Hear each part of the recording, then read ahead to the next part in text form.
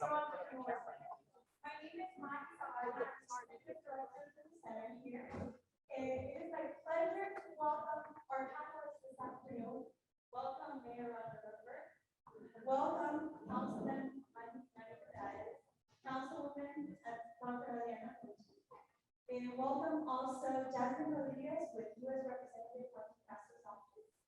And also welcome Mike Hernandez from the District Director of the U.S. Small Business Administration. Thank you for being here.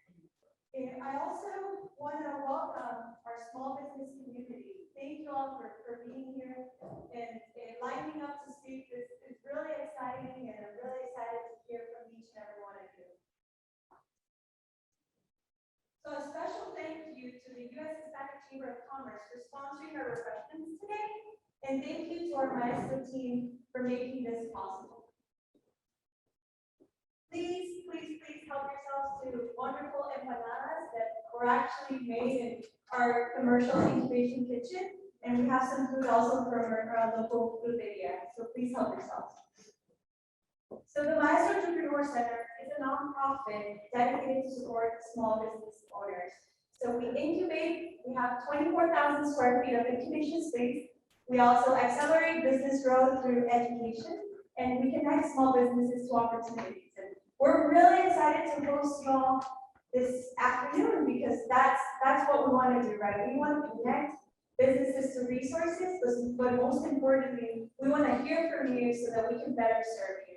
So without further ado, I want to welcome Willie Nee, our board president. He's going to give us a brief welcome, and he's going to do a welcome prayer. Thank you all.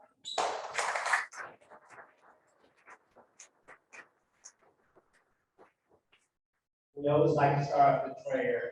We believe that that our God has provided all the things that we have today, all the success we have, we owe it to Him. And we have some good miracles here. I want you to stand just for a second, please. She has survived and battled cancer, so I think that she should be honored and give a round of applause.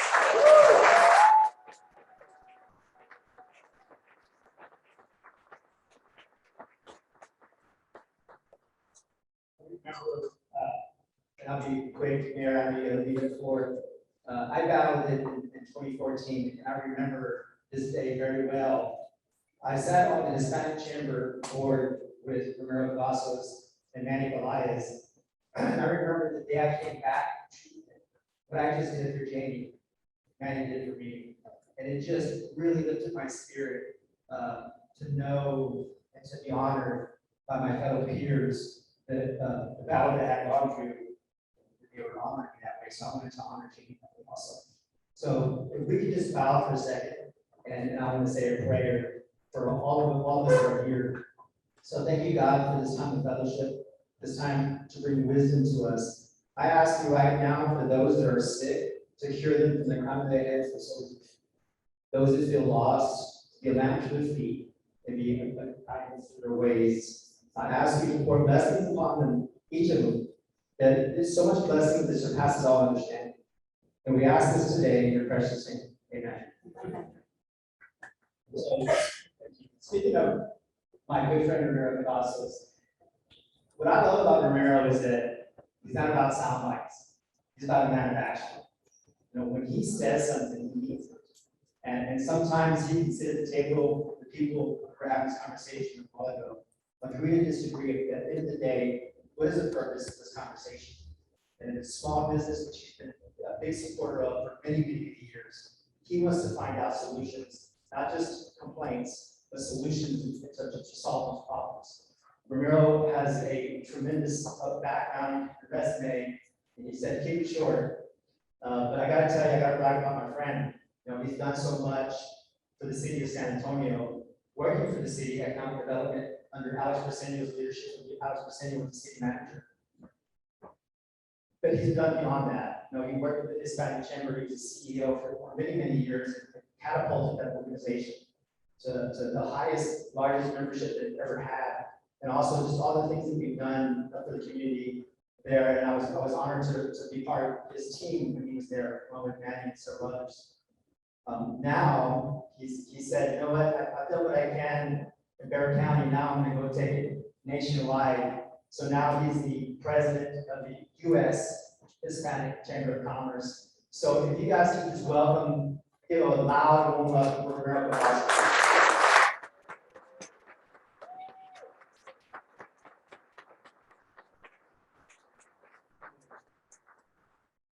Thank you, Willie, so much. And you're a brother to me in so many ways. He was always there when we needed him, our board of directors, for growing our membership base, for a second on an important vote there that the board had to take. And so I feel like I'm here with family.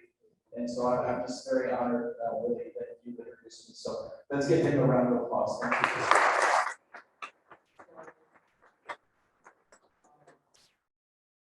I'm really in the neighborhood because I hear Eddie's Taco House is taking credit cards. So I just drove by and Lisa said, come on over. So I'm honored to be back home again at my Maestro. Thank you, Lisa, for your dream, your vision, and your selflessness to repurpose an old school in this course zip code in San Antonio 78207. And to build a dream to help our small businesses. Small business is big business. You all know that. I'm preaching to the choir here, but I'm honored to be here with our mayor and our council members and all of our leaders, because this is a city that is working so hard to work together because we have limited resources. And so today, I'm honored to be in Maestro, to be invited to just give you a state of Latino business in America. Now, some folks, they go, well, why just Latino business? We're the future of this country. We are the fastest growing consumer. We are the folks that are filling about 80% of the workforce jobs in this country. And in addition to that, we are the vendors. We provide affordable quality services, low tech to high tech, 5 million Latino businesses. I have I've never really enjoyed saying this. I have a PowerPoint presentation.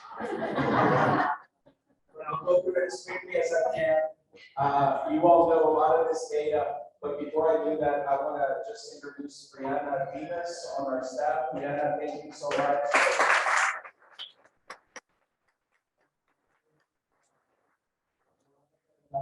With our team, thank you very much.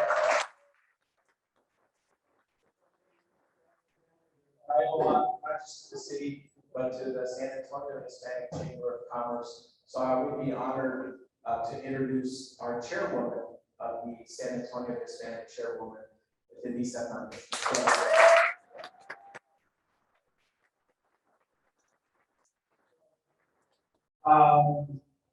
Let's just dive back in. I hope this works. I don't carry this with me everywhere I go, I promise. So let's see. Oh, there it is. Okay, that's like magic. Okay. $800 billion is what small businesses that are Hispanic give to this nation. That is a huge economy and growing. The United States Hispanic Chamber of Commerce that I was a member of for many years was founded in Santa Fe, New Mexico, 43 years ago by 5 business owners, men and women who felt that we needed a stronger presence at the table. Although we founded this nation, in fact, the dollar sign, the monetary system for the largest economy in the world comes from the Spanish peseta. The S comes from the Spanish peseta. 1 bar stands for gold, 1 bar stands for silver. So when people talk about the American dream or the free enterprise system, we started it with the initial loan to finance Christopher Columbus's trip across the Atlantic. So there are more than 63.5 million Latinos in this country. We are a $2.8 trillion economy and the 8th largest economy in the world. And I said earlier, small business is big business. I never thought I would work in Washington, D.C., but you all are always welcome. We're at 750 17th Street, across the street from the White House. We just moved in January, and I came into casa. Anybody that's a small business owner or leads a small business, If you all need a spot to meet, and let us know. Our offices are your offices. Our vision is to be the leading voice against Hispanic business, to drive our American economy, and our mission is to build that ecosystem. Very quick overview. We are creating businesses 3 times the national average. Latinas are creating businesses at 6 times the national average.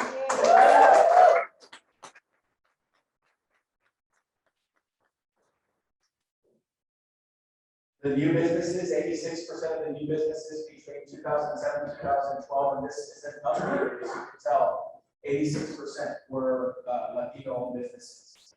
1 out of every 5 Americans is Latino or Latina, self-identified, and we're an ethnic group, we're not a race.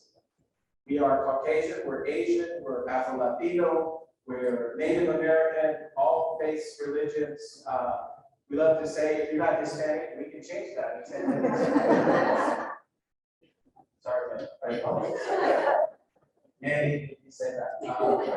We contribute $2.8 trillion to the nation's GDP, and that's also growing at a rapid rate. We are 332 million people in this country, 3rd largest population in the world. We're only 4.27% of the world's population, but we're 3rd, as I said. China, 1.4 billion people, India, 1.3 billion people. We're 63.5 million Latinos in this nation, far smaller population.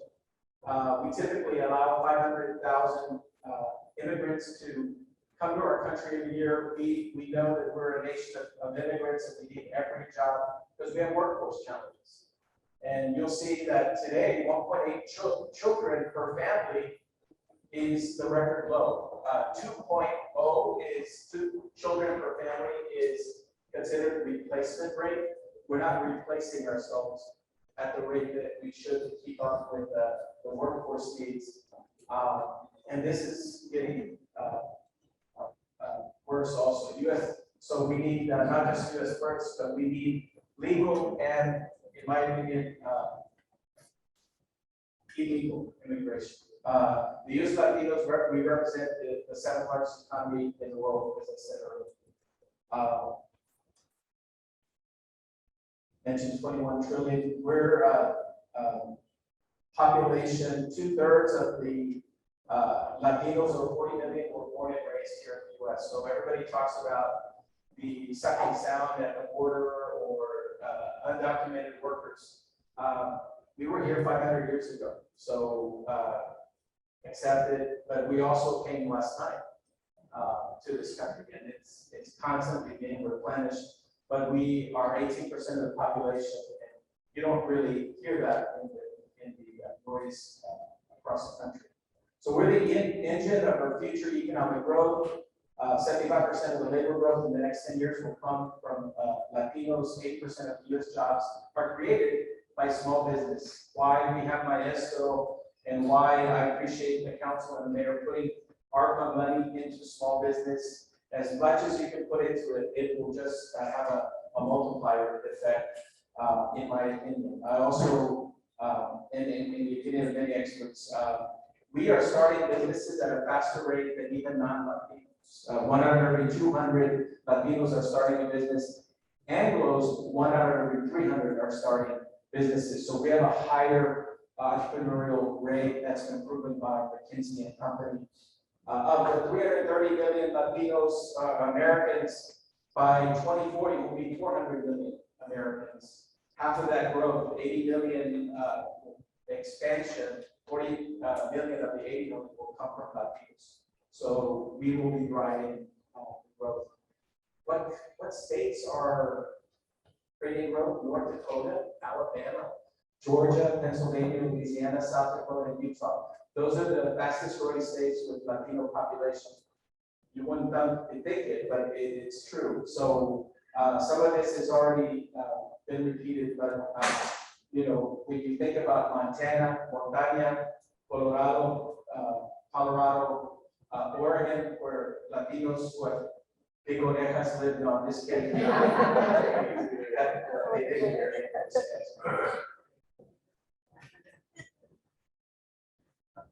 Our economic recovery in 2008, after the Great Recession that we all went through, half of that recovery came from small business, the other half from trade and export. So San Antonio is perfectly positioned as a market. One out of every 10 jobs in America is a job that's created by an immigrant-owned business.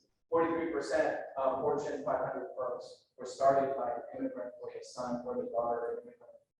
And we're one of every 5 workers today, and one of every 3 jobs in 2050 will be held by Latino or Latina. Half of Latinos in the U.S. live in Texas, Florida, California, New York, and Arizona.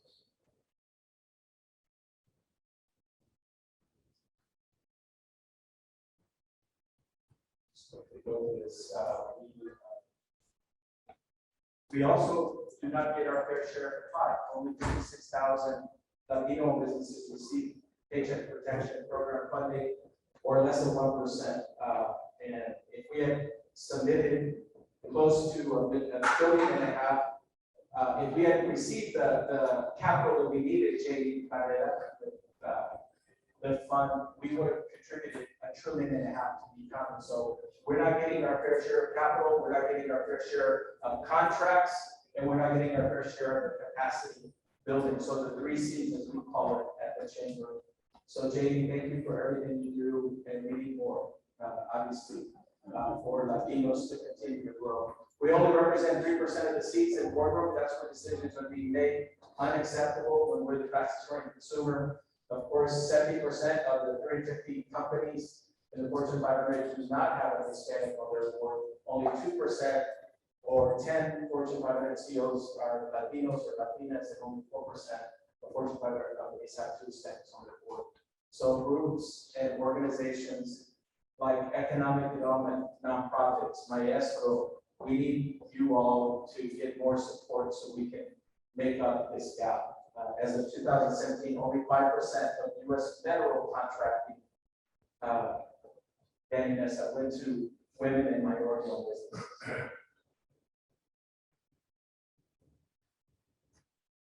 Most of this I've already shared with you, but even Fortune 500 companies need to do their fair share. $1 billion roundtable, they have goals, but we're only spending around 11%.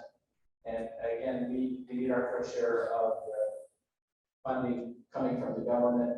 Broadband access is important. Technology, access to Wi-Fi.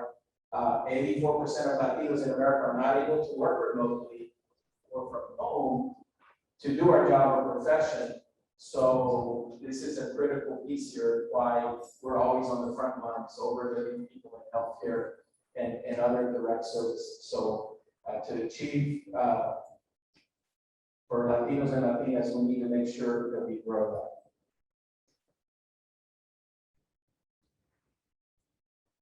I've already shared some of this with you. We do a lot of advocacy. We were big champions of course, the Restaurant Revitalization Fund. Our policy platform, if you want to log on, it's on our website. We work with Unidos US. We only have 10% of President Biden's executive staff that are Latinos. Our goal is Proyecto 20%, 1 out of every 5, we're at about 10%. These are the groups that we partner with around the country, and obviously here in our home base, Texas. I think my estimate is up there somewhere. So we're very proud. I think that's the end of my PowerPoint. I just wanted to thank you all so much for joining us today for this fantastic panel. It's good to be home. I commute to DC, so I'll be going from Maestro to Washington tomorrow, and I'll be back on Friday. I'm going to go pick up my kids from school today at TMI, and I'm just very blessed that my family allows me to do this work, represent our 260 Latino chambers around the country. One of them, the most important one, the San Antonio Hispanic Chamber.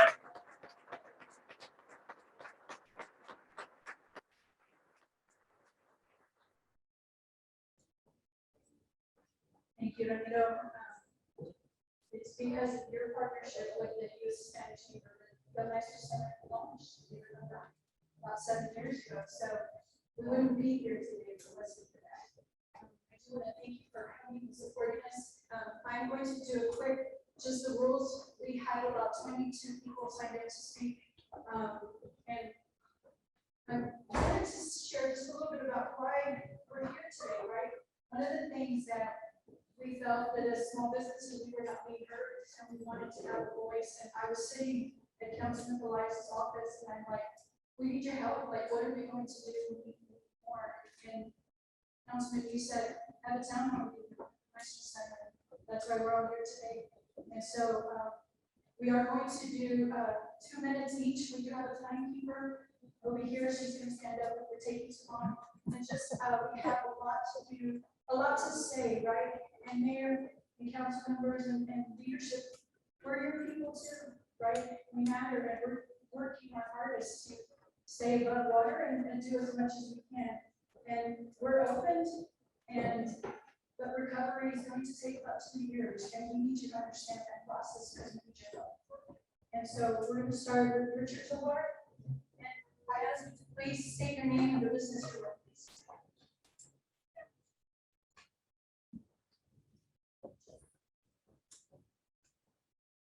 Good afternoon, thank you for listening to this. Richard Sober with Labor on Demand. I'm here to talk to you about workforce development. We need, and when I talk about that, we've done outreach for over 9 years and workforce development programs, including with city departments, since we are personnel and HR management solution company.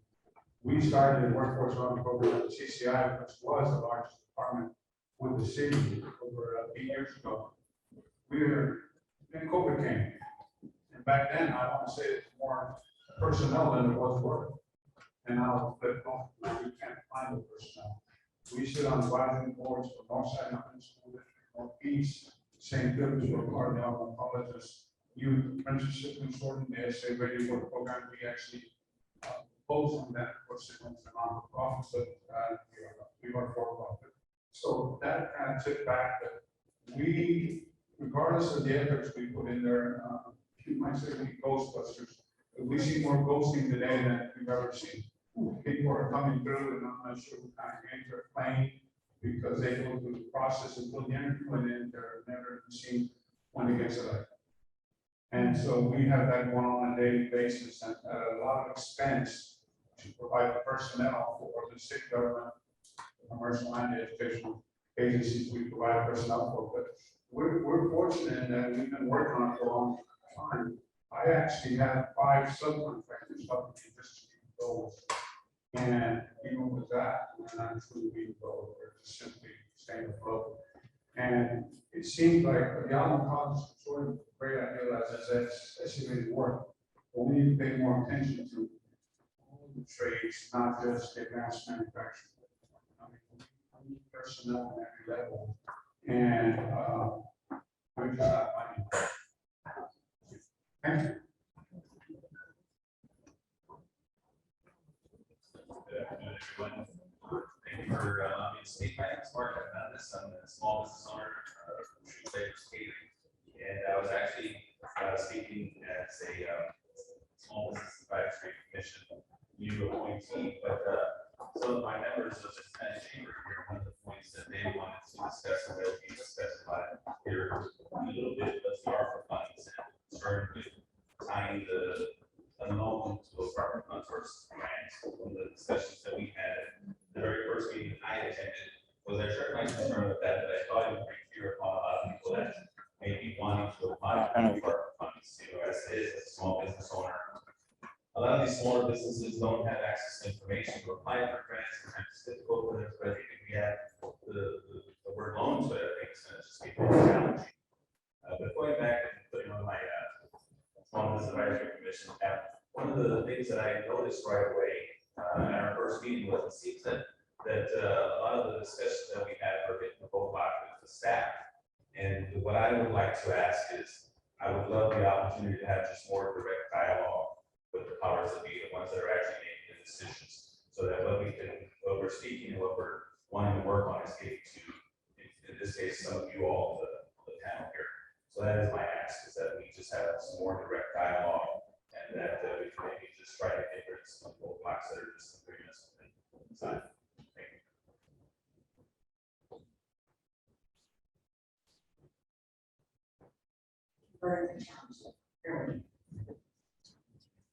Good afternoon, my name is Juanita Sepulveda, and I am the chair of the Small Business Economic Development Advisory Committee, known as SBEDA.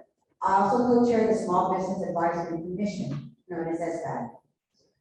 I'd like to begin by stressing that our committee and commission embodies the small business community, and they understand the hardships as we and as small businesses are experiencing daily. We've been informed that about 35% of small businesses closed indefinitely this past year, and many are still hanging on and are wondering and doubting when help will arrive. Our job as a committee and commissions are not only to be advisors to you, but to also bridge and voice the needs of the small businesses for the city of San Antonio. It's been reported by our economic development department the importance of a small business, and as we know, and been educated, that employ 97% of the workforce. And it can also known to be recognized as a lifeline to the city. We continue to ask if there's a recovery plan in place. And if not, we as your board members and commission members would happily and very diligently work with the staff to create one. And as we start out to move out of the pandemic, more to the point where the recovery plan doesn't support small businesses, and ensure that it's identified. A focus area that needs to be understood is the sense of locality and urgency that takes place, and make sure that you understand as we designate the ARPA funds for the programs that support the immediate need of small businesses. We bring these to your attention as they are designated as a subject matter experts and help create and execute the urgency. I want to emphasize the impact of variable interest rates and the effect of 0.5%, which can have on a struggling small business. But if it moves to 1%, it would devastate most businesses. So again, when we ask for help, it has been stated time and time again that the ARPA funds are a one-time distribution. And if that is the case, act immediately. Thank you.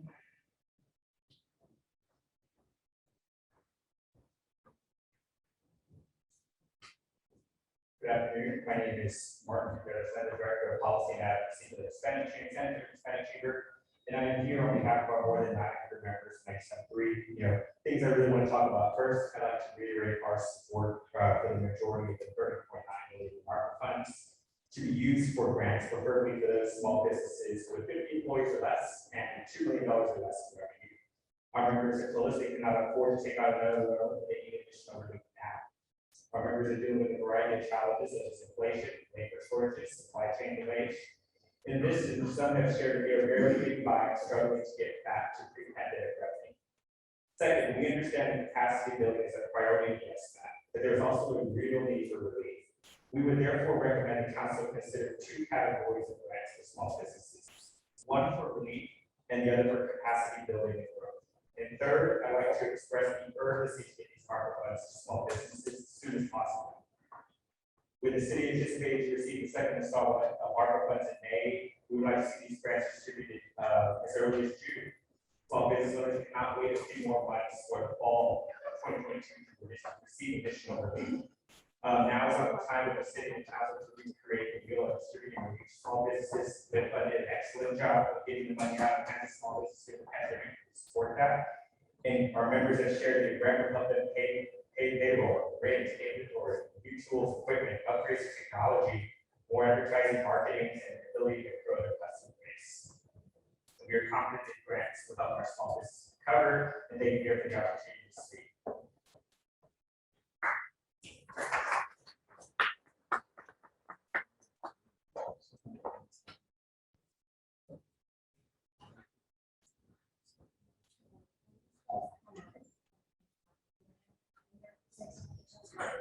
I'm not on San Antonio's website. And we're here today in support of hospitality and restaurant industry, which supports our $1 billion. So So we, again, are a local nonprofit, we will soon launch the first industry-driven registered apprenticeship program in Texas, developed with our partners in the industry. Our efforts are collaborative with partners at the federal level, Department of Labor, Texas Workforce Commission has been partnering with us, and our local level, city and county. We are committed to providing upskill certification programming to current industry workers in response to the industry dire need for properly skilled employees and continuing job opportunities. We are committed to providing small business development at small businesses via remote teaching units for business literacy development, and we are committed to developing a registered commission program that aligns with the department. I'd like to contextualize all of this by reminding everyone about 125 years ago in Paris, Louis Escoffier started what was known as the culinary arts movement. We are 125 years behind this in our town because our industry is developing a different way. And we are looking to promote our industry as an art, which it is, which has been certainly defined by our recognition as an investment creative city. So to that end, the investment will have to be the physical efforts of the worker and the employer entrepreneur. The very heart and soul of our culinary arts, hospitality, restaurant, and tourism industry. The local entrepreneurs, to continue to do this, will need to have dedicated efforts in this department. Our research indicates that economic development in this industry and workforce development are both not necessary, not one or the other. Thank you very much.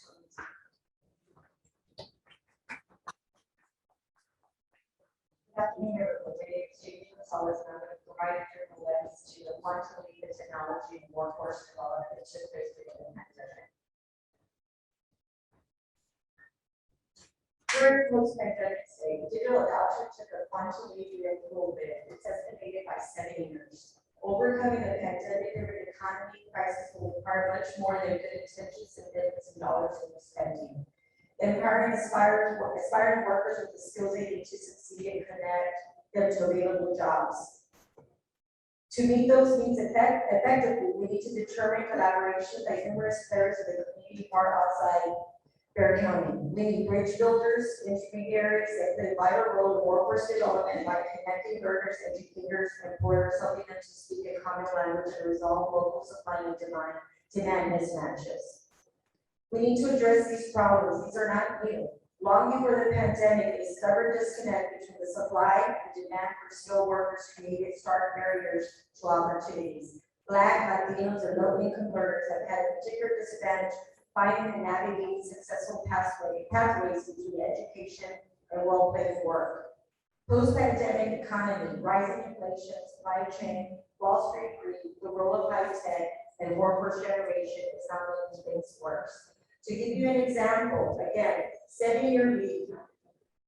That means that small business had to put people online. They're highly dependent on G5, highly dependent on knowledge workers, highly dependent on software as a service. Those costs will increase.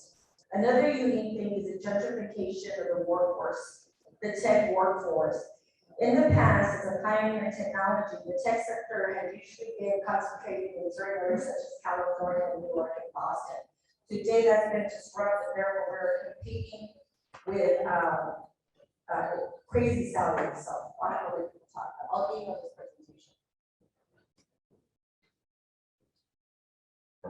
Afternoon, everyone, Mayor, council members, friends. Great to be here. Thank you for the opportunity. Your presentation was amazing. I learned a lot about the impact of Latinos on our country. And the one item that stood out to me was that small business represented half of the recovery of 2008. 50%. That's huge. I just, as we look at allocations of funds are being thought and strategies, this is part of what what the leadership is trying to figure out how we utilize these funds. I just have to remember some of this data that I think it should set the tone for how funds are spent. Let me go back to the beginning, but I had to make that point. Chef Nadia Hernandez, and I am representing hospitality as a culinary industry. the one thing that I want to make clear is the restaurant industry is not only going through recovery, they're having to be totally rebuilt. The industry, we're trying to fix something that's broken, right? And I think something that is critically important is that the workforce that is made up in all these restaurants throughout our city, the quality of life of our employees is something that we've been fighting for a very long time. So I hope that we can, as a community, really dive into that problem. I've always said, if we fix the small business and restaurants specifically, if we can fix the quality of life of our employees and increase those wages and improve their lives, it would help homelessness, it would help nutrition, it would help a lot of the things that really affect us negatively. We are an $18 billion industry. And I'll just close by saying a couple last things about the food industry is the fabric of our community. We have made so many investments in our city with tennis there, sand. Let's invest in our local community and our arts and in the local talent.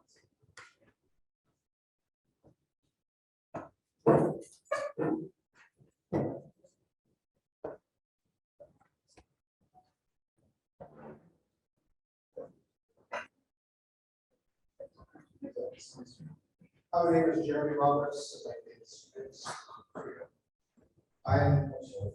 I'm the chair of the SBAC, the Small Business Advisory Commission. And I'd first like to make sure that our advisory commission members are recognized. If you are members, please raise your hand. Here. Here we go. So if you think about it, a lot of what I want to do today, I only have 2 minutes. What I don't want to do is continue to talk about things we've been talking about and working on for the last 6 months. What I want to do is actually talk to you about something. So I think the important thing to understand is that at the SBAC, what we are supposed to be, what we are today, is the eyes and ears and the voice of the community, of small businesses. Our job is to take your feedback, use that information, be able to work with city staff, and be able to talk to this group, to talk to the people that are in your city and help us create change. But we're not doing this in our own ecosystem. We're not doing this in a bottle. We need to hear your voices. We need to hear what these problems are. And it's not every problem. It's not a problem for every type of business out there, right? I look at a 60-30-10 for every type of business, so that 10% that really need help right now. There's a 30% that kind of need help, but they might get it over time. It's a 60% of small businesses in the city of San Antonio that don't even know where to start. They don't know how to walk into a bank. They don't have financial documents, so they need help today. That's what we're looking at first. But then it's not just those, it's startups, it's second stage businesses that James could be talking about also, but it's also those mature businesses that are around for 35 years that may close. And so what we're doing is we're working with this group and working with city staff to be able to say where are the immediate needs, where are the phase one needs, where do the phase $1 go today in June, July, whenever we can get it out. And then after that, those are the people that are the foundation of our small business community, which is the lifeblood, because without the small businesses, they can't support the large corporations that are coming in. But in order to do that, we have to listen to you. So the last thing I'll say is it's not just us speaking. We want to hear your voices. So raise your hand, please, again. SBAC members, we are the people that want to hear your voices. We want to hear what you have to say. Thank you.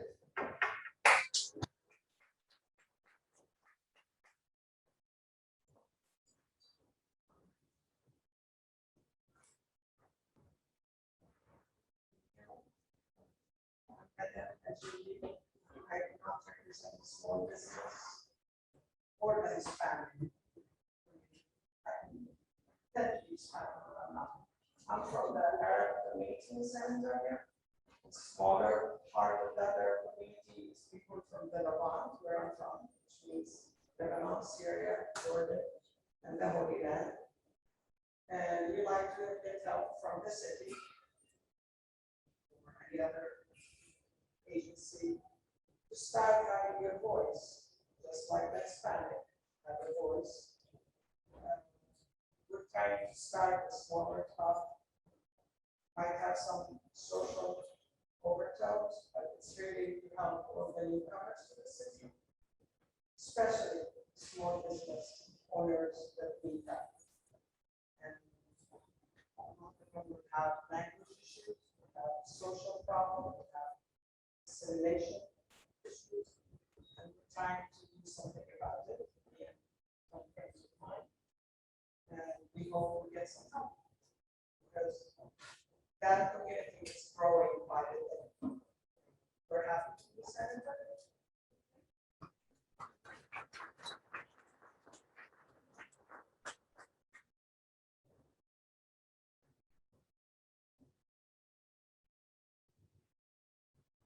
I'm Jasmine Mendes.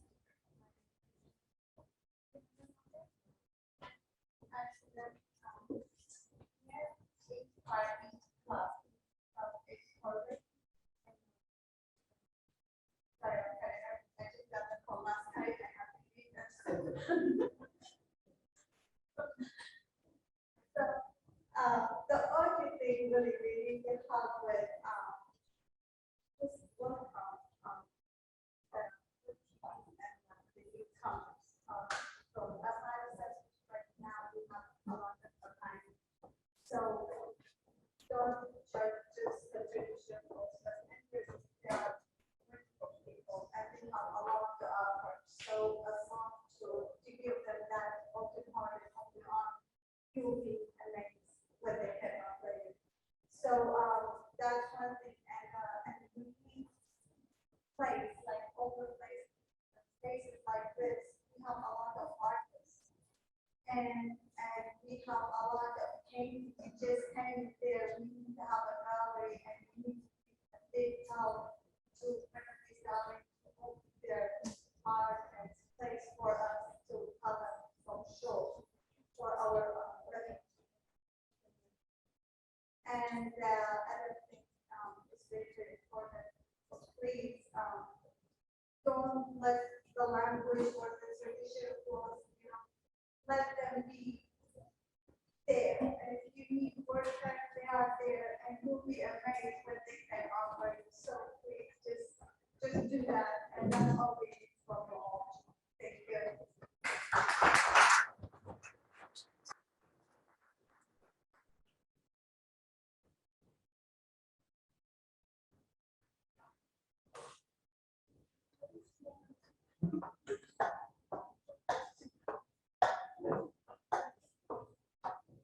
Good afternoon.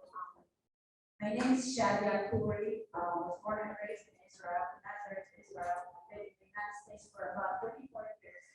I'm here to present the Mediterranean Culture Center in San Antonio. We're here to try to help San Antonio to become more and more international when it comes to tourism, cultures, connecting with the rest of the world.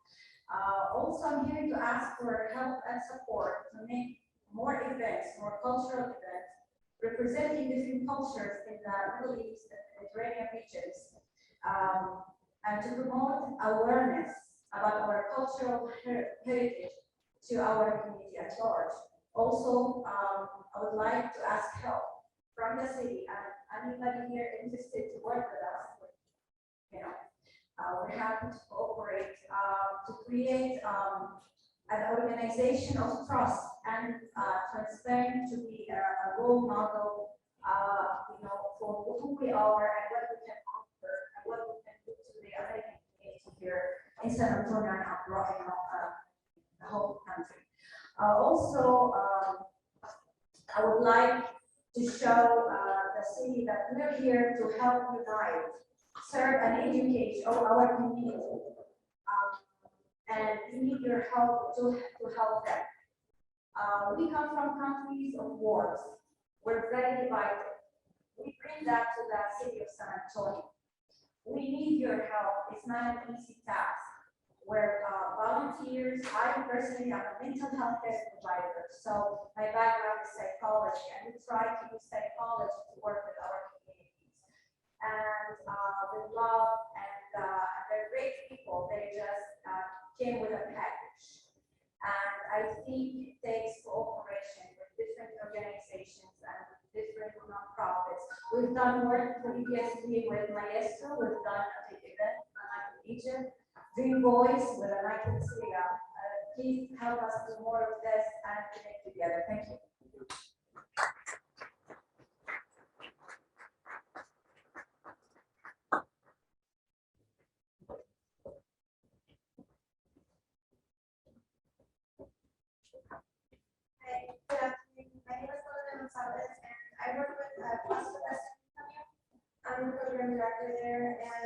Through the pandemic, I did a lot of work with small business owners and not specifically small business owners, but specifically sole proprietors and micro businesses.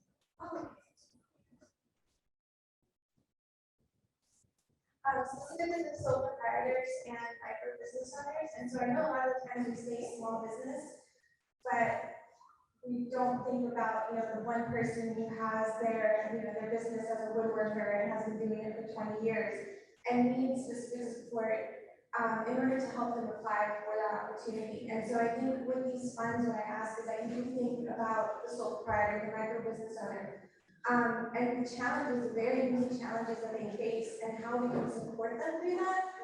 But also maybe just be part of allocating some part of that money specifically to go to them. That way we know this is meant for our sole proprietor and our micro business owner.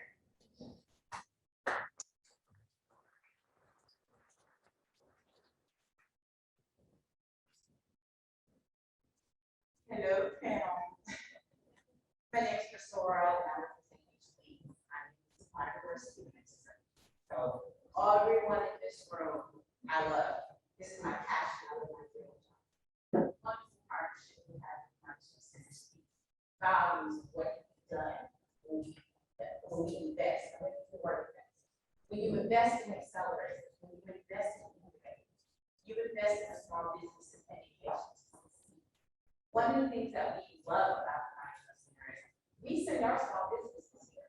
We say this in HB here. There's a dance that goes on between big businesses and little businesses. Elephant in the mouse. We're the elephant in small businesses and mouse. If we start to dance, guess what happens? If we let them dance, then it's a beautiful ballet. That dance in between is education. I love what someone said about a lot of small businesses don't even know it's stuff. They start in spaces like this. It's not with alone. Right now, most small businesses are suffering because they're trying to get back on to pick up to stay above water. Most of it's about just during COVID, but we're not talking about COVID. COVID is a whole other can of worms. So we're going to talk about what was before COVID. 39% of small businesses that were impacted were lost to COVID. That means they were already in space. They were not above water. So if we take the time to invest, when I say invest, I mean grants, I mean programming, I mean accelerators, incubators, those things that can make small businesses successful so that they can grow their business, and guess what? They become the big elephant dance in the small business. If we continue to do dance and loans, you're going to kill the economy. And as we all know, small businesses are the foundation of the Texas economy. This is why we're strong. So I believe that use the word, one word, invest. Thank you.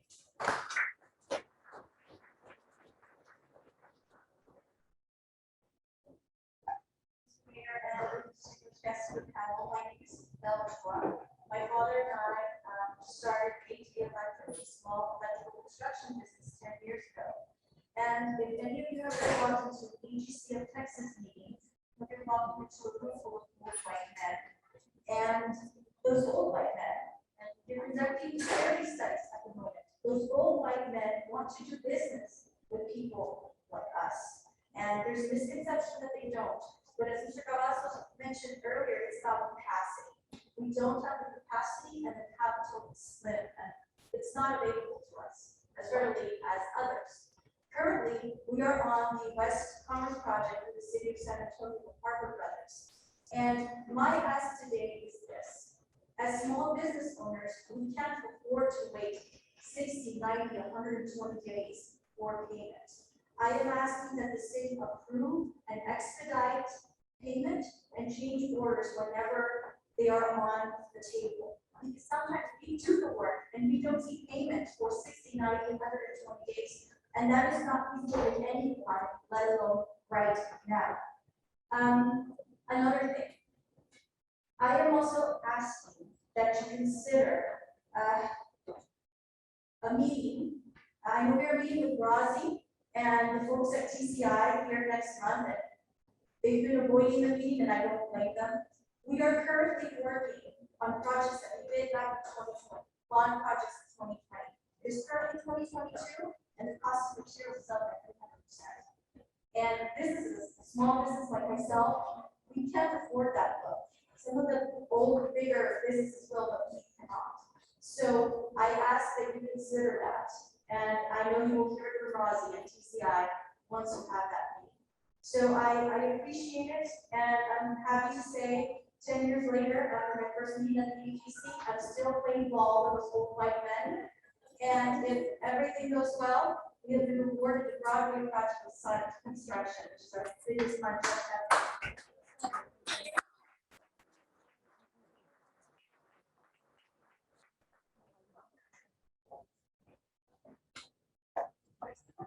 Good afternoon, Mayor, Councilman.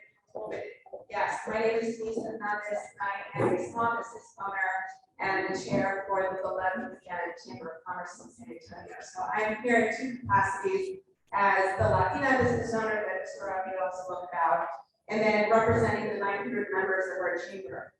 One of the most important things you're going to notice in today's conversation is that you're going to hear the same repeated message.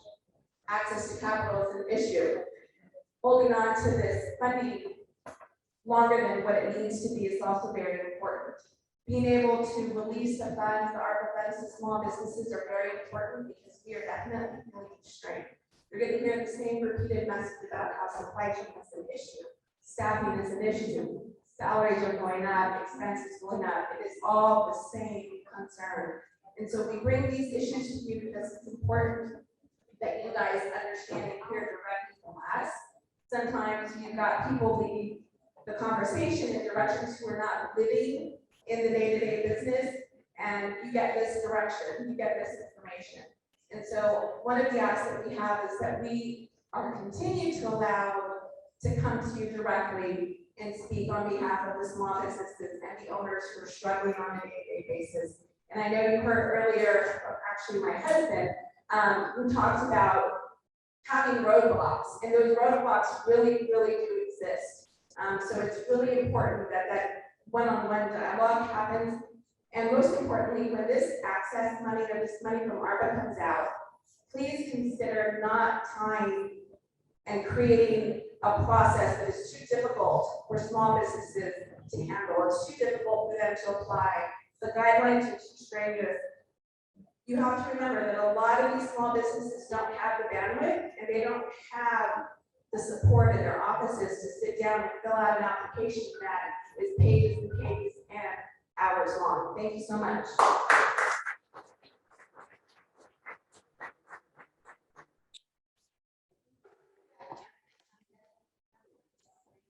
Also the vice chair for the Meister Center. First of all, I do want to give credit to Meister Center. Actually did a lot of work on education for our small businesses, for virtual meetings, how to do contact us statements, podcasts, everything to help our small businesses adjust to the new economy.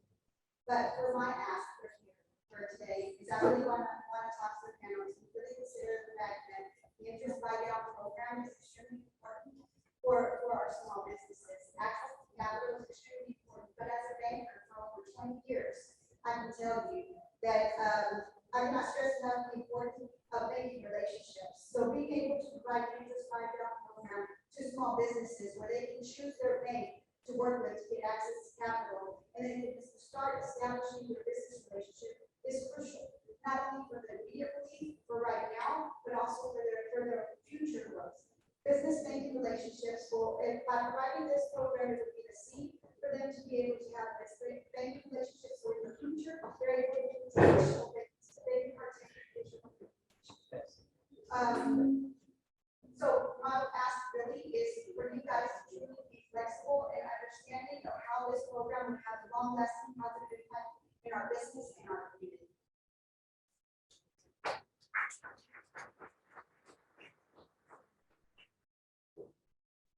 Good afternoon. My name is Linda.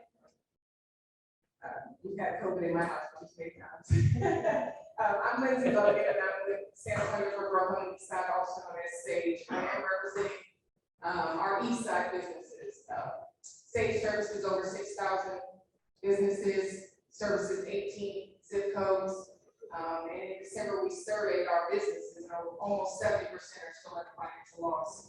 Our engagement with the small businesses continued during our recovery phase, giving us insight into their vulnerabilities, including capacity building, whether that is around their financial practices or routines, access to capital and resources, to address their pain points and ambitions, and the revitalizing of infrastructure development to make our communities welcoming and attractive to our patients and business.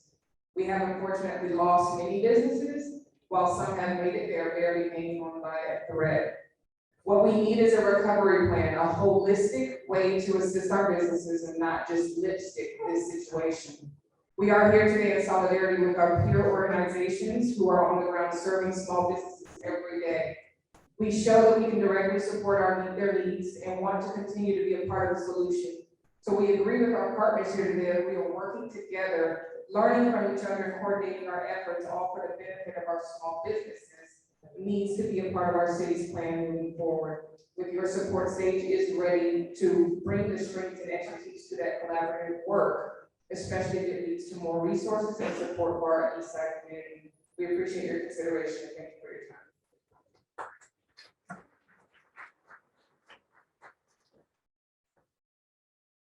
Hello, I appreciate everybody's time. I've had the honor to speak probably a couple of times.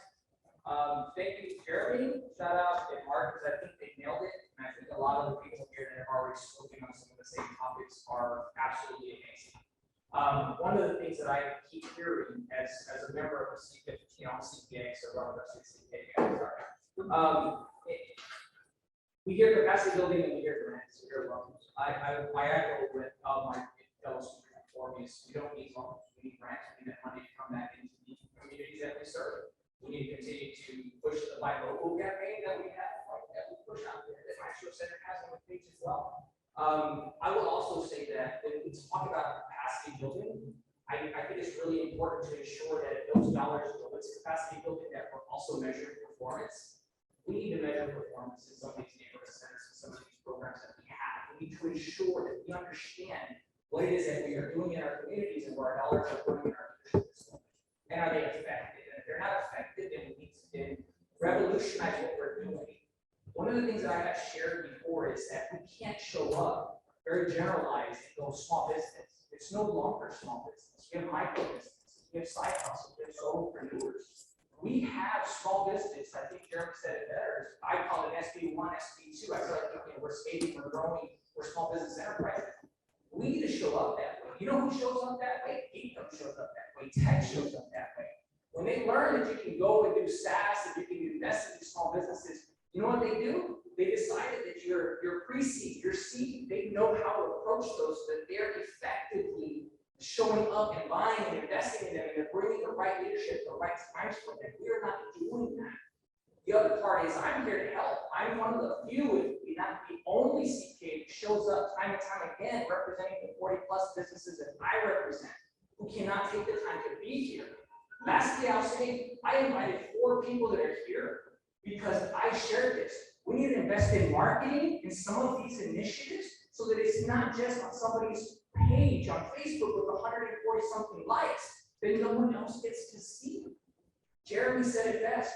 They need to hear from us. And if we don't know to be in this room, then they'll never hear our voice. Thank you for your time. Appreciate it.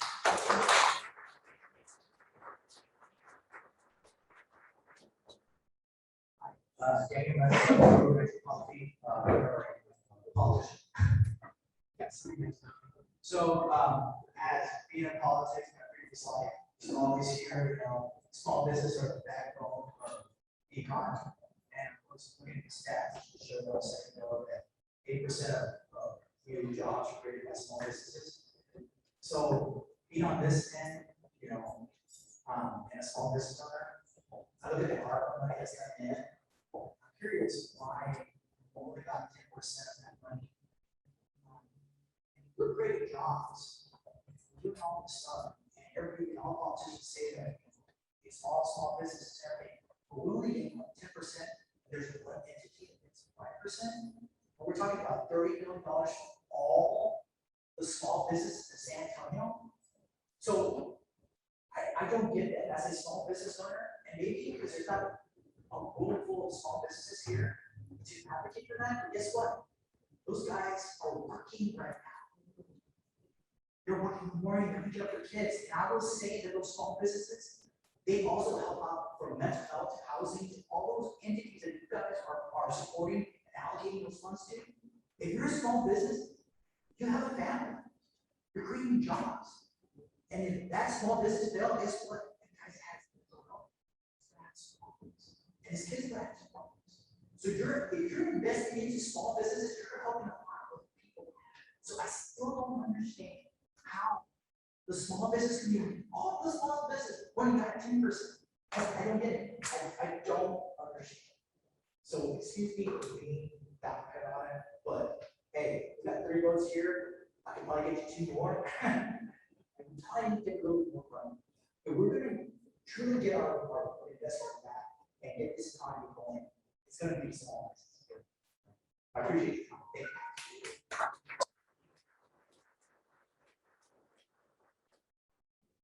Hello, everybody. Joshua Triana. I'm a constituent of District 3, born and raised at the time of and I founded a business solution in 2020. Executed a certified partnership with a company called Google, and that stands for Advertising Google Optimization. We actually executed the local first wireless charger in Texas. So I'm just here to keep the city support all the ways that we can as we hit this market and get ready for the transportation and communication issue.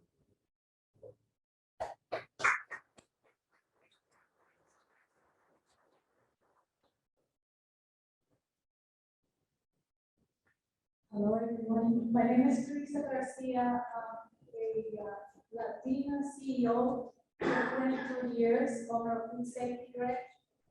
We provide food safety certification for the food industry. So I have been supporting the food industry for 22 years. I must say thank you to the Maestro Center because I have my business house here since 2019. And then COVID happened, and then although the majority of the employees were not here, I was here. The center was open. We had 24-hour access. Also, I must say thank you to Lisa for taking it upon herself to come up with some money to a rent program before I could worry about closing my doors because I couldn't pay the rent. So also must thank other nonprofits like Live Fund and Prosper West. They changed the name, so I almost forgot what it is. But anyway, thanks to all of them. I'm still here. But of course, the food industry is taking a hit in more than one way. And so I'm waiting for them to return. So let me see if I can ask in the right way. Maestro Center needs money for programs for small businesses. Not to mention that the kitchen, needs some funds so that we can launch it.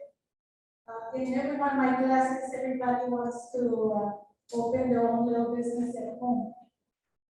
But I have to explain to them, you can't make food at home and sell it to the public. Well, some people do it Facebook and marketplace, but not a good thing. So we need, thank you.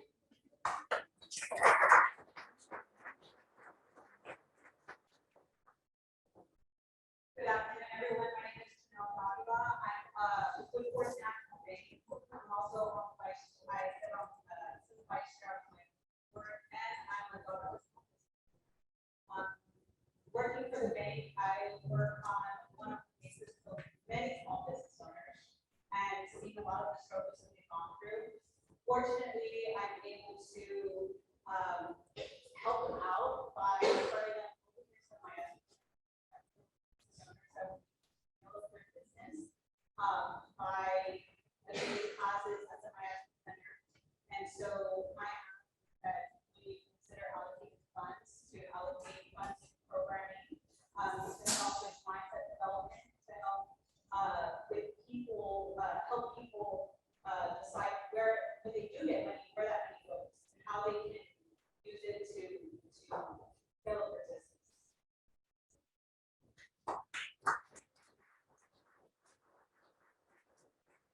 Hi, everybody. Can you hear me?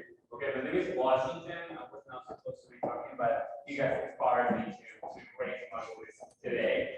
So I'm the founder of the Entrepreneur World. We're an organization that we build the skills on college students. The reason why we target college students is they have double-sided influence. They can influence their parents, right? And me as a Latino, I know that sometimes I need to teach those stuff to my mom, but it also influenced my siblings. And that's the reason why we created this one.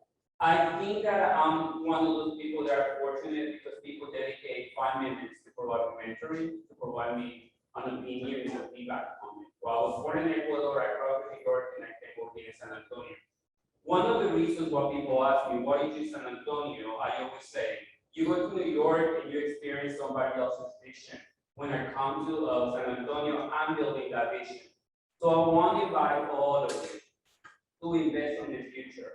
I see a lot of opportunities that we can work with the different universities. I'm in all these events when I invite universities, when I come to the communities, when I come to events like this, right? And I want to empower you to understand that if you want a better future for the city, it's your responsibility to invest in that present right now. And this is not our campaign about my programs. It's just I see so much difference for the people that do not know how to dream about the future. A lot of people invest on me, and it gives me the privilege to be here speaking in front of you on a Tuesday at 3 o'clock. Right, a lot of people, like somebody else say, they have to be working right now.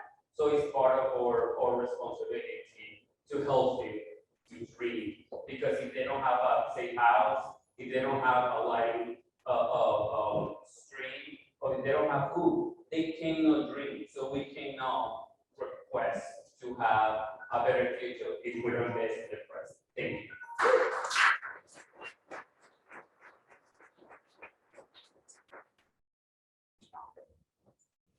This is great, right? Mayor, for coming, and Maddie, thank you so much for your leadership. It's so needed at this moment. Lisa, thank you for hosting us. And it's always great to see Ramiro. He's still in the room. For those of you that don't know me, my name is Jay Gonzalez, and I have a business called MedBiz. We've been in business 16 years, and we're located on East Side San Antonio. We specialize in medical equipment and medical devices. And I'm here to tell you that for the 2 years of COVID-19, we were able to survive and sustain.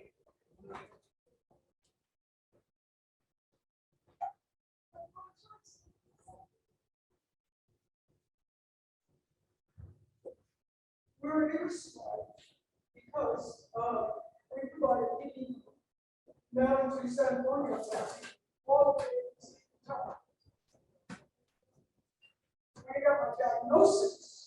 It's a small family-run business. And what survived us is that we had a multi-year contract.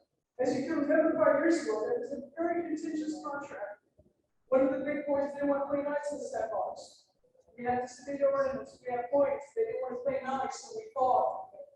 And that contract helped my company sustain because of my health condition. So what I'm here to talk about is that I don't believe this town invests enough. I hear a lot about Latino companies, I hear a lot about Latinos, Latino mentioned about how important we are in the economy. But you know what, Mayor? I feel like I'm invisible. In this town, as much as we create value and we create jobs, we create opportunities for families, I still feel like I'm invisible. And what I mean by that is, I'd like to separate a small business. I want to talk about the micro and the small companies compared to a teenage company. The reason I'm talking about teenage companies is that they're considered the workhorses of the U.S. economy. According to the Edward Lowe Foundation, a second stage company is considered a company that business minimum 5 years, maybe a minimum of 10 employees, and minimum 1 million in revenue. But listen to this. They generate 2/3 of revenue and 2/3 of jobs. Look at this group. Lisa, Willie, Jenny Gonzalez was here. I'm one of the companies, and we are demonstrating resilience. You know, we're still here with COVID. You look at the black and brown companies, the majority of Latino black and brown companies are the ones that got devastated by COVID. So what I'm here to ask is that you would consider making an investment, invest in us, invest in teenage companies that we can partner with the Edward Lowe Foundation that will come in and do systems of integrated growth, figure out what's causing the barriers to acceleration. Is it technology? Is it workforce development? Is it capital? Is it operations? And Mayor, what I want to do is this: take our companies. Imagine if you scale this up, we can then go from wherever we are, scale us up to the next level. Guess what we're going to do? Because we are the heart center for you. We're here, you know? Invest in us. We can then take the micros and we can lift them up. Because right now, Mayor, to be honest with you, and Manny, the big boys aren't playing nice with us. The big boys, you know, they're taking their dollars and they're just keeping themselves, unless we really stand up to that and invest in us. I tell you, Mayor, that we have a chance to transform this town. And don't just go by my words. Louisiana, they invested 425 companies that generated 15,000 jobs and 3 billion of economic organic growth. And in Florida, $1 of investment was $9 back. So thank you all for listening.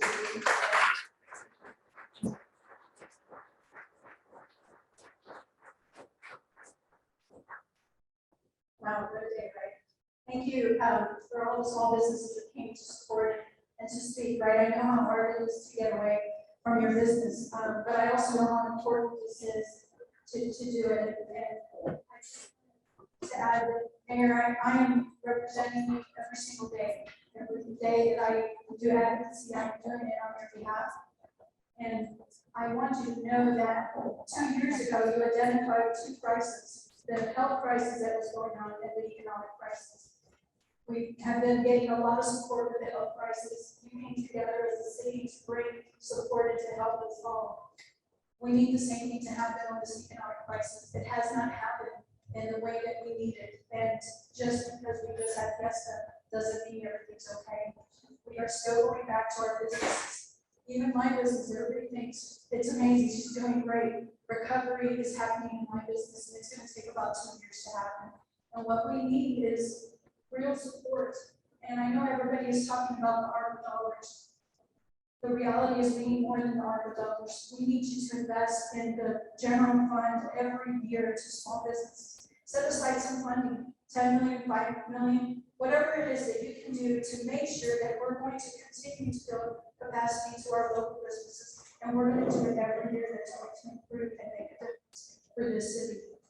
We are taxpayers too. We pay a lot of money in our properties. We want to use some of that funds and give back to the same businesses that are supporting you every day.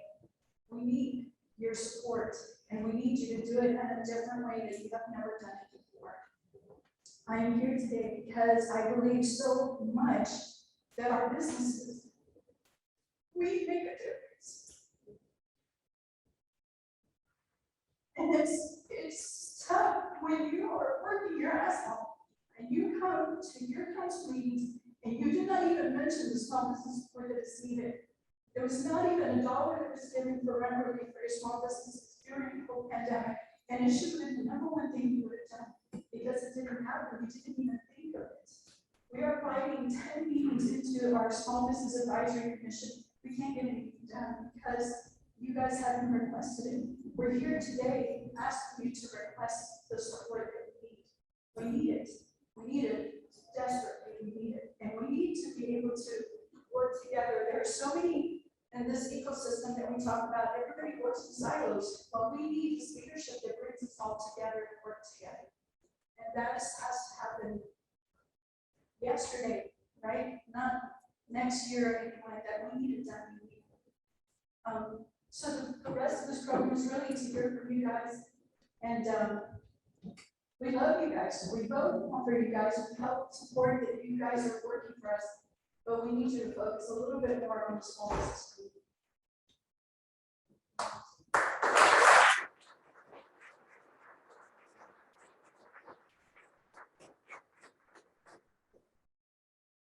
Thank you, Lisa. Hi, good afternoon, everyone. Thank you so much. I want to start off by saying thank you for being here. I know how hard it is for you all to leave your businesses, your employees. Sometimes you are the employer and the employee. So we really appreciate you taking the time to be here and sharing candid feedback with us. And thank you, Kulisa, for putting this on.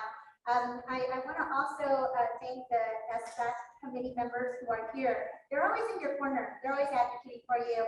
I recently got to participate in the SA2DC trip, and 3 of your SBAC members were with me, and they invited me. I came along really to staff them because they are the voice that needs to be heard. And so I was really there for moral support and to say what they're saying, we believe it and we will help with. So thank you for that. I want to start off by saying that Ramiro mentioned something earlier. He said we're working hard together. That's definitely what your city council members are doing. Definitely the members of the Economic and Workforce Development Committee, chaired by my colleague, Manny Pelaez. We're trying to make sure that we bring your voice to the table at the city council level. So it's us that are responsible for hearing your initial issues. It's also us that are responsible for bringing it forward to the full council. And we have a very supportive mayor, as you all know. Lisa also said recovery is going to take 2 years in her small business. And other small businesses, I literally have said this, I've said that at EWC, as a matter of fact, that my small businesses are 1 minute away from losing hope. I don't want them to lose hope. And so we have to do something now. And that's what we're trying to do. That's what this is intended to do, to make us realize, open our eyes to the fact that some of you can't wait more than a few months. So thank you for being here. I also want to acknowledge, Mark referenced something regarding loans. Grants are needed instead of loans. Grants are desperately needed. I also heard from Juanita talking about the 0.5% of an interest rate increase will make a difference, will literally make a difference between your breaking point. And we can't allow that to happen, and we'll continue focusing on that. Juanita, you have a great point about the recovery plan to support small businesses and act immediately. When I first started on council, I created a CCR, which some are very popular, some are not very popular. We'll talk about that another time.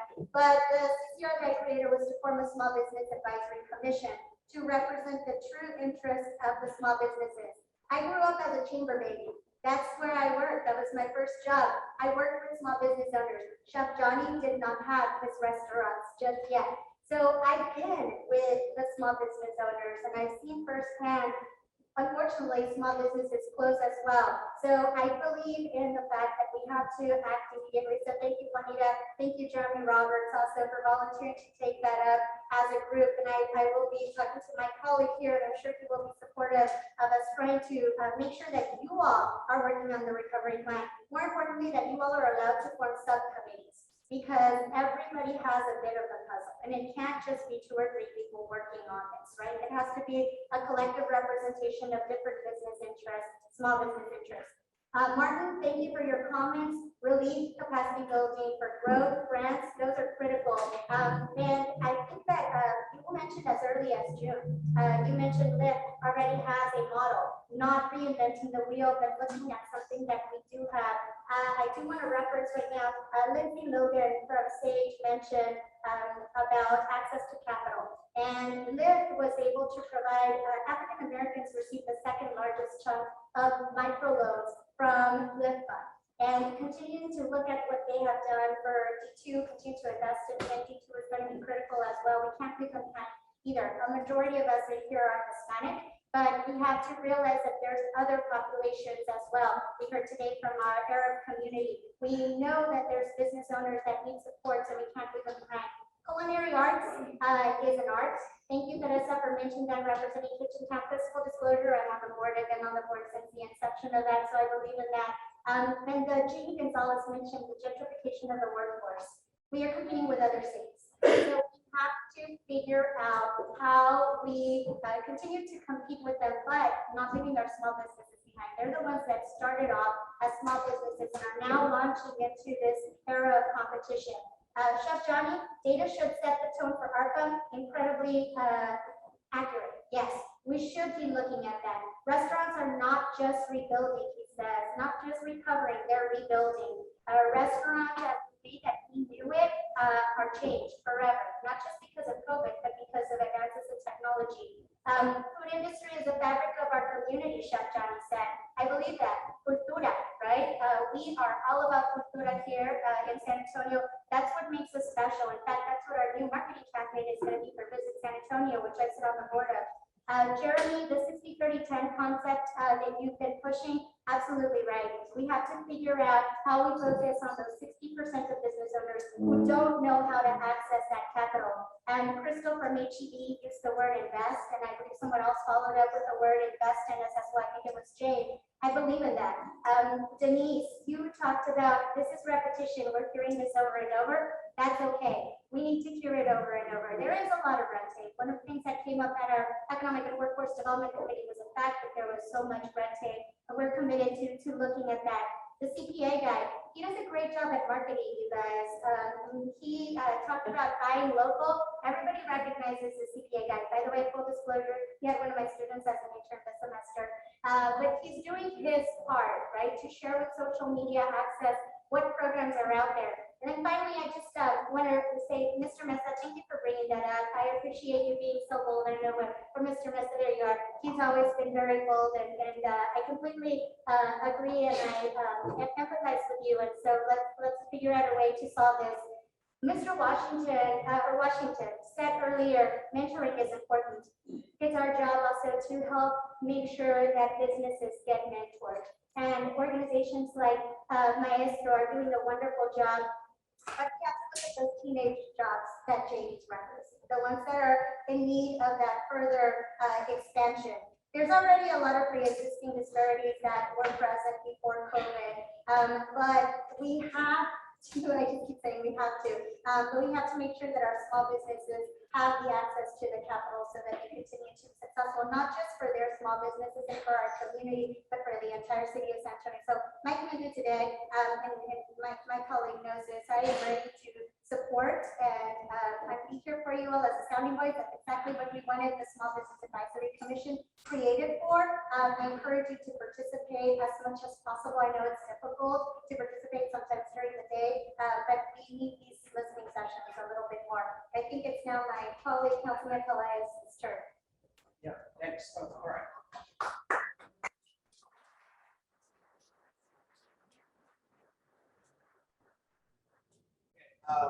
Hello. I don't know which of these works. Can you guys tell me, are you hearing me okay? All right. By the way, can we agree this lady listens to every word you guys say? Yeah.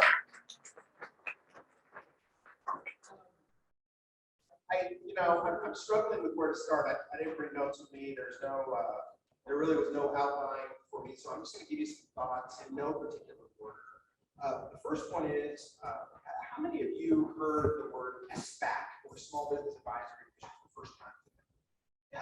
And so, that was created from this idea that we as council had that maybe we ought not to be making decisions without hearing from subject matter experts in small business, right?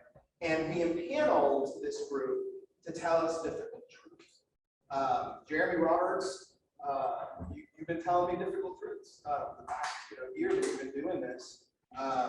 Lisa, you are one squeaky wheel, and you've been telling us difficult truths, and I learn a lot every time I talk to you. And the thing about city council members that you have to understand is that we have, as passionate as all of you are regarding small business, tomorrow we'll be in another meeting with another group of very passionate people regarding something else, right? And the day after that, right? So we're drinking from the fire hydrant, right? And the secret to being successful in this job is to balance a lot of different interests. However, that said, I'm hearing you loud and clear. You feel that there has been an imbalance for decades on the part of this city when it touches on the subject of small business support and investment in small business. Crystal clear, I hear you. I don't disagree. And I bring that sentiment not because you taught it to me today, right? And because Ulysses up at my grill every other week about it. But I'm a small business owner. Is it fair to say I may be the only small business owner on city council right now? I think so. I think so. I signed the front of the check. I signed payroll checks, right? Like many of you, I have to pay taxes on top of taxes, right? I pay insurance and benefits and rent and utilities and IT. And then I go home and I pay all the other bills, right? I get it. It hurts, right? Thankfully, my business is thriving, and I'm very, very blessed. But what I do is I'm an attorney in our businesses.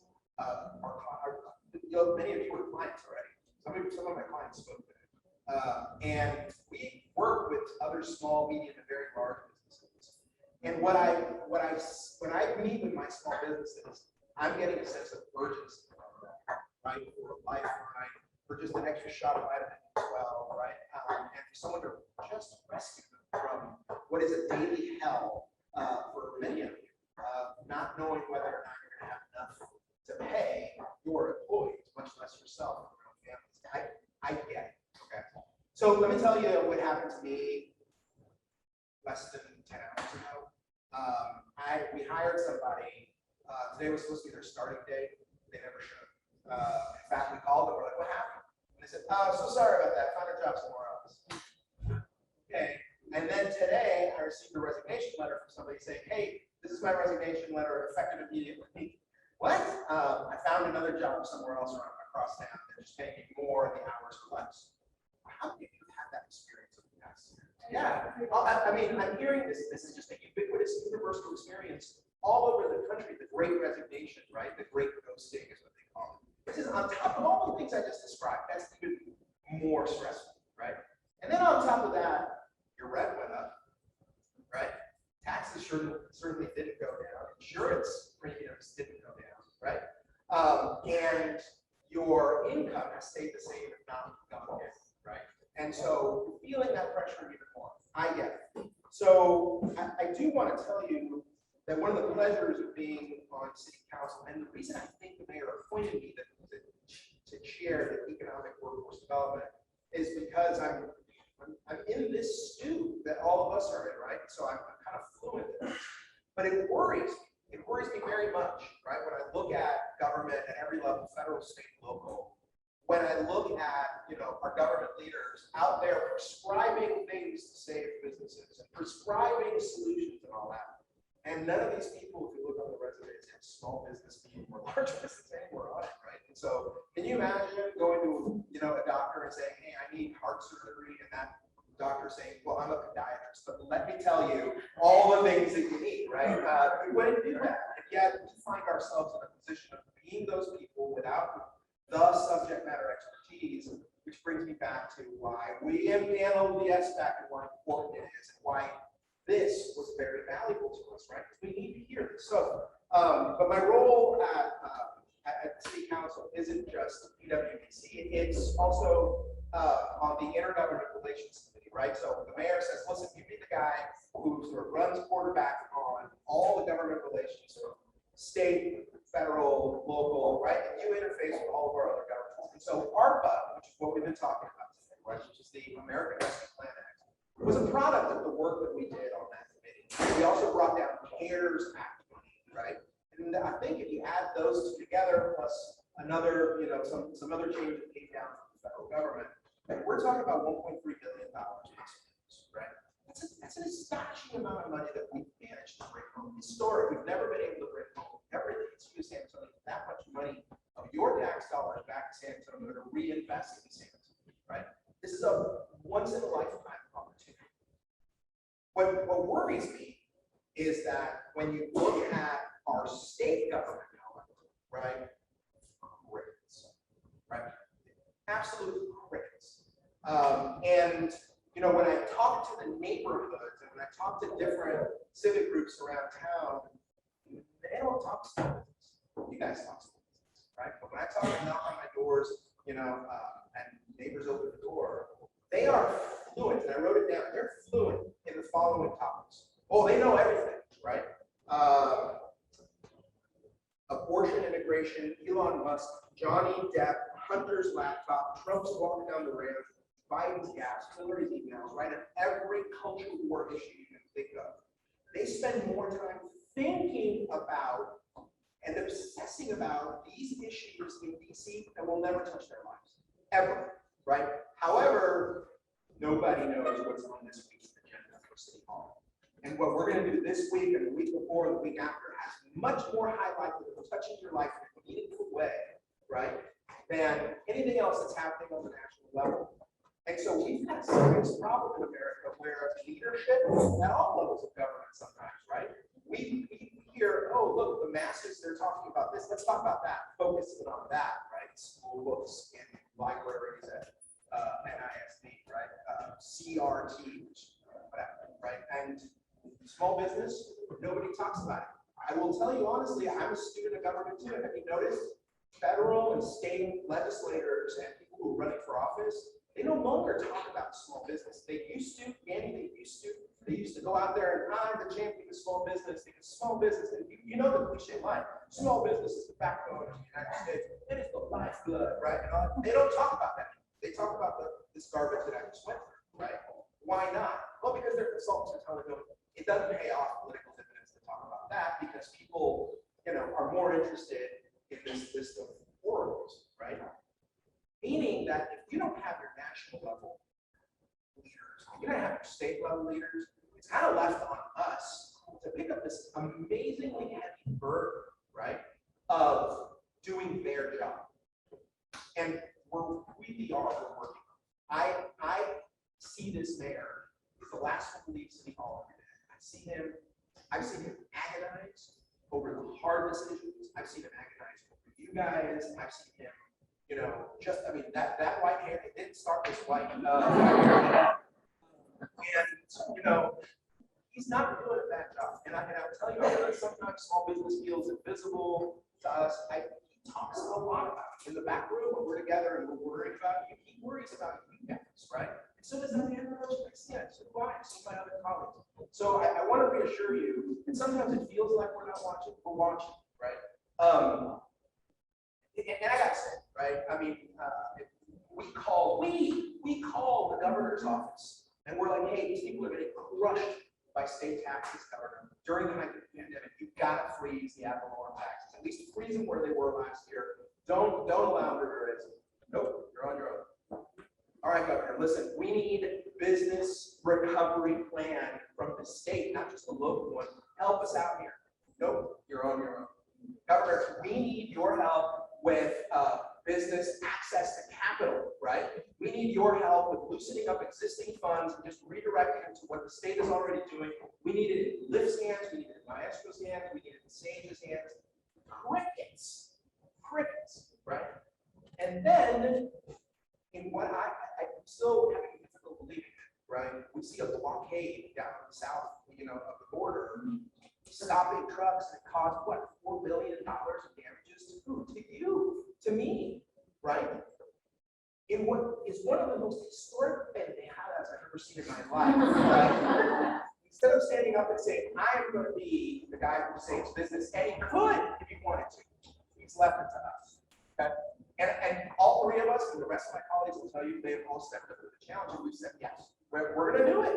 But I will warn you, he's also done that to us with regards to domestic violence, foster care, education, environmental needs. He decided that Broadway is his, right? And when we needed more bike lanes. And so we're fighting that good fight. I heard you loud and clear. Let me go through my list. We're hurting. Get it? I got it, right? You're hurting. ARPA funds need to be not ARPA funds. They need to be ASAP funds, right?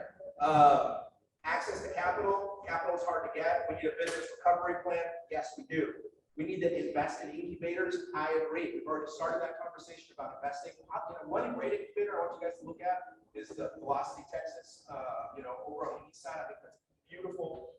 Restaurants are on the precipice. and ready to get crushed. I get it, I hear you, yes, they are. We need interest buy down, absolutely, we need that. So here's my commitment. By the way, when a politician makes you a promise, get ready to run, right? And when the politician's a lawyer and he's, run, get ready to run faster. But here's a promise, I'm gonna keep this promise. We're gonna piss you off. We are. Because the needs, Julissa, eclipse the amount of resources that are on the table. And wherever it is and however it is that we as a council allot that money, someone's gonna be left. We're gonna piss you off because we didn't take care of everybody. I guarantee it. By the way, lawyers aren't supposed to guarantee it. I'll keep that promise. But the other promise I'm willing to keep is that I'm not gonna rest. And I know that guy's not gonna rest, and this one's not gonna rest until, we've figured out how to take that single dollar, right, and make it have an impact of $2, of 4x possibly, right? How do we do that? Do we do it by sprinkling the money around to all the local businesses? Here's a check the buck. Does that impact people's lives? Does that work? Tell me, I don't know. Or does it work if we give the money to Sage, Maestro, if we give the money to Lift Fund, to you guys, to Kitchen Canvas, right? So that they can then administer it much more nimbly, much more flexibly. I don't know the answer. That's where I need your help. That's where I need your help. That's where I need all of your help. And, that was the Manning special, by the way. You give me a microphone and I just keep on going. And so, hope you enjoyed the Manning special and scene. I'm going to give it to your mayor next. Okay?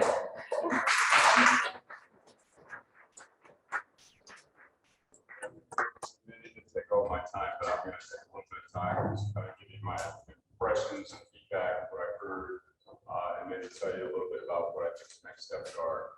First of all, I do want to thank Lisa and Maestro for putting this town hall together. This is very useful, and I would agree with my colleagues that one of the most important parts of this is that as we continue to allocate funds specifically for small business relief, that we need to hear from small businesses themselves. So this is really important.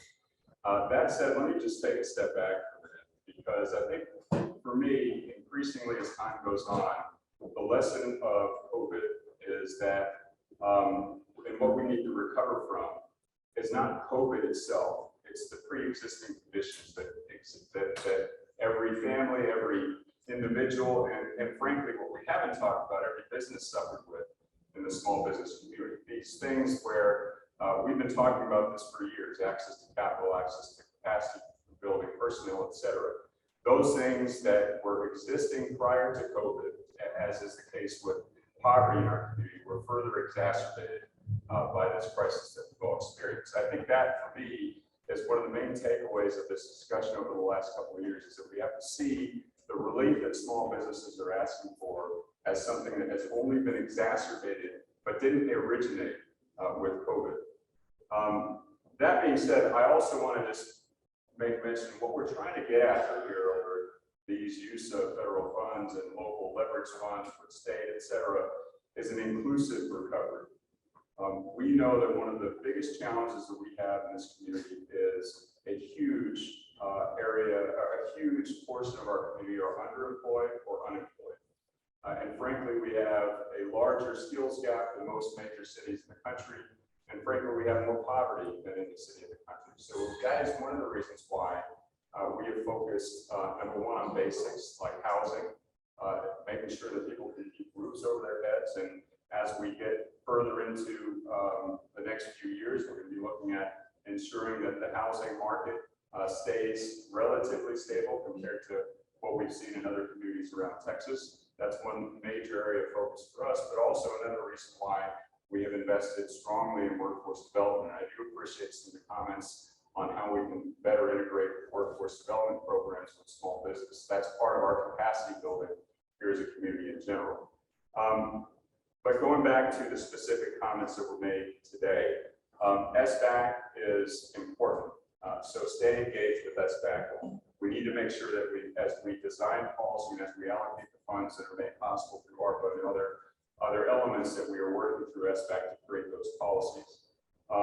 Two, it's not just the direct allocations and grants.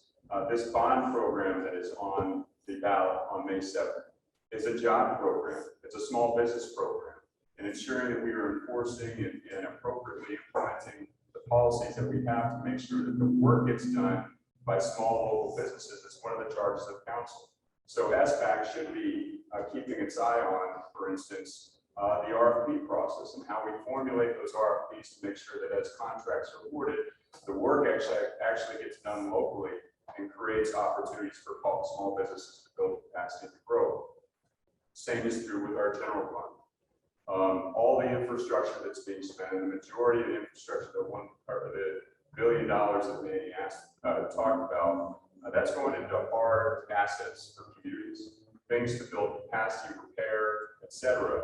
But that work is being done by people. That work is being done locally by small businesses. You're going to see every city in Texas and around the country try to be protective of those dollars and make sure that they're getting the work done locally. So we do have to work with our workforce to connect all the dots on a small business recovery program to ensure that we're using those infrastructure dollars to build capacity and build opportunity for small businesses.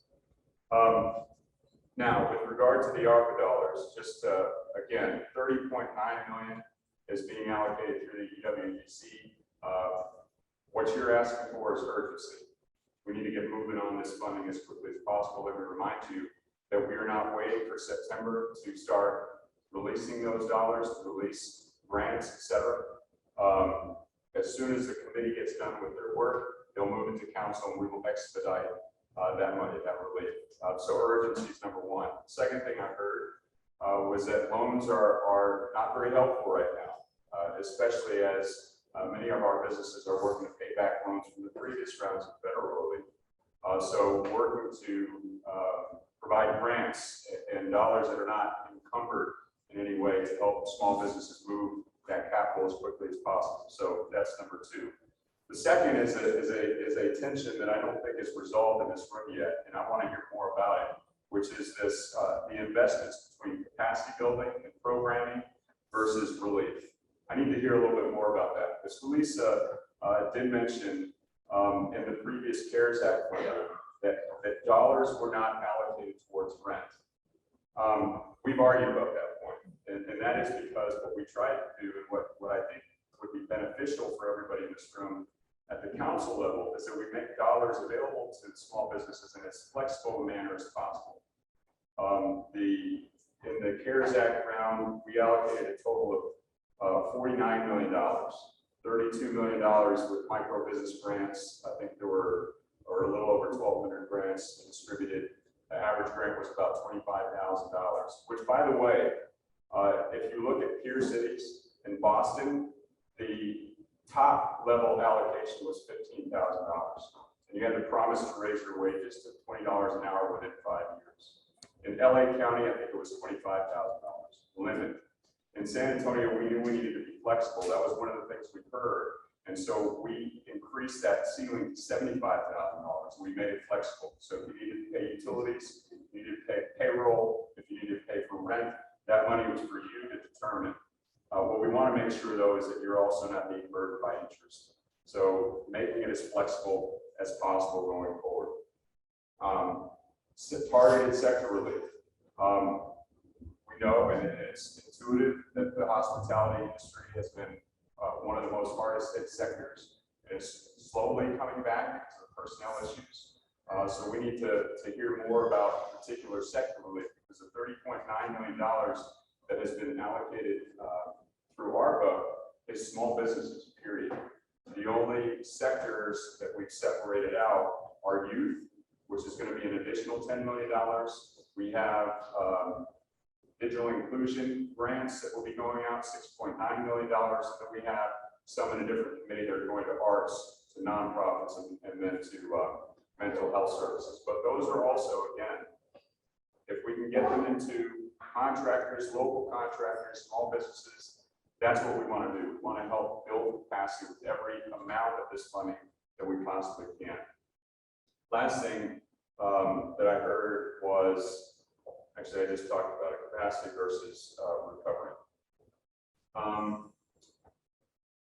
So I agree with my colleagues. This is not going to be an easy process. I do want to assure you that when we talk about small business relief and council is listening to you. You've heard the comments already at the council dais about the need to increase small business relief funding. The reality is we have limited resources, and we already know we are fighting the housing issue. We're fighting access to education issue, so many different challenges that we're facing. But when we can have an inclusive plan that ties the small business relief and capacity building with everything else that we're doing in our community for an inclusive recovery, that's where we want to be. So leveraging those opportunities with the limited funding that we have to continue to help small businesses recover in our community is what I hope is. So I know this is only the first conversation. We need to have more. We need to be realistic with you. It's going to be very easy to come up here and tell you everything that you want to hear about building more capacity and finding more funding. The reality is we need to also have our banking institutions and our financial institutions step up. We need capacity building by the people who actually provide capital in this community. And I want to thank Janie and the work that she's done over at Lift Fund. They have done it better than anybody in the country, showing communities how small businesses can be invested in with the work that you have with your financial partners, Janie. It's phenomenal. And thank you to the young lady who's here representing the banks. We need our banks to be at the table, to provide low interest loans, to provide access to capital. And we can do that. We have the power of convening, and they also want us to have an inclusive recovery. So this is a collective effort. We need to continue to hear from you. We've heard from you today. We're going to take that feedback into the EWDC, into the ARPA allocation process, but it's not over. And I think, again, I want to thank Jeremy and Lisa for their work at convening us. They are some of our leading advocates in the small business